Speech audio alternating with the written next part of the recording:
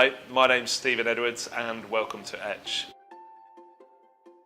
It was like unexpected, was probably the first one, overwhelmed, and also I was just thinking like what an opportunity. When you enter a competition you want to win, but for me it was the best thing that I could have wished for. So chefs inspire me, or have inspired me throughout my career, you know, from the first chef I worked with right up to now. But I still go with Peter Sanchez Iglesias from Casimir. Like, I still remember the time where I worked with him at South Lodge Hotel, and it was just different. What he was doing was different. He brought something new to the table. The ingredient that's always on the menu here at Etch is probably beetroot. And again, it's so versatile. It's always in season. And it's just got such a unique flavour. A lot of people don't like it, but you know what? When it's done nicely, I think it's quite a unique dish. So 24 hours in Brighton, breakfast, lunch and dinner. I probably have to say red Rooster for the brunch or breakfast. Really good there, I love it, just that nice feel.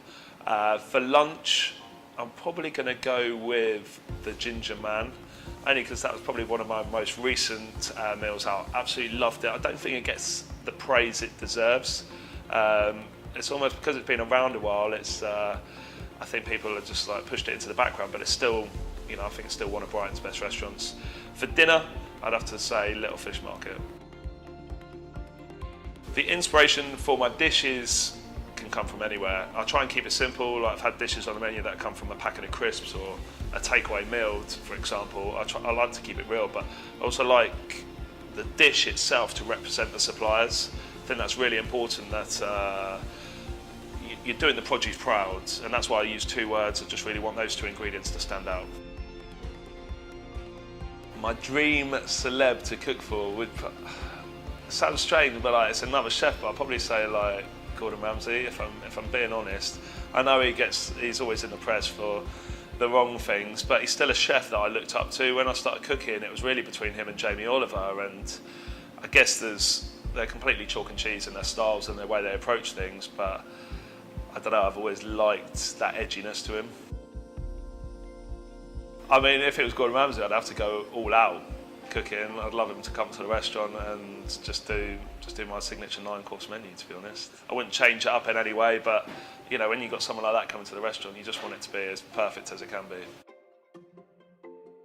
A culinary trend that's not really up my street, I mean, it's still a trend now. It's more like the fermentation. I mean, I do like pickle and preserve stuff. It's just the fermentation I've never really got. If I'm on a desert island, the last dish that I want to eat is probably like rib of beef with some beef fat chip. I'm definitely more of a savoury guy.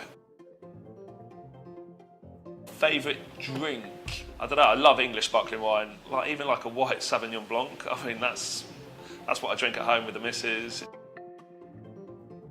So something you might not know about me, and I say it to everyone, it's a bit funny, but I was on Record Breakers when I was younger, as our team scored the most amount of goals in a season. Barfields has got to be mentioned. Like since I come down to Brighton, he's really like he hasn't upped his game, but it's upped my expectation. He's a quality butcher. I'd have to say MCB Seafoods. Just Chris there is a legend. You know, I've been working with Chris probably 10 years this year. He never let me down, always goes the extra mile. Finally, I probably have to say probably the Cheeseman. Again, someone else that I've worked with more recently, probably in the last 2 years, but again, they know what we're about. They're always trying to like, you know, give me new products. And again, it just helps when I'm trying to promote Sussex, you know, to have the great dairy produce that we have here. Favourite dish on the menu at Etch would be, I mean, we've literally just finished it, but it's still my favourite, and it was the sea trout and cockle. It was a dish I've done for the last 2 years, but where it is now is just like, I love it to bits. It's cured sea trout with cockle ice cream, cockle gel, dill oil, and then beer battered cockles on there as well. It's everything I want from a dish. So Food Lab this year, we hosted at Etch. We kind of turned it on its head a little bit and did like the young up and coming chefs of Brighton and Sussex. I'm not going to lie, I was a bit nervous about handing the restaurant over to, you know, chefs that are under 24 years old. Not that I'm ageist or anything like that, but it's just a lot of pressure on them. You know, they're not used to doing that or running a restaurant or doing restaurant dishes. But you know what? It absolutely blew me away. The chefs, each one of them must have put so much thought and effort into the dishes. And, you know, I think if they all came up with a restaurant together, it'd be Brighton's best restaurant. What's next for Etch is just pushing on really. Like, we've been established now a year. I'm so pleased to get that under my belt, and you know, I'm so proud of the team to where we've got to. But it's just making like small tweaks. Like, since the turn of the year, we've upped the offering to 7 and 9 courses.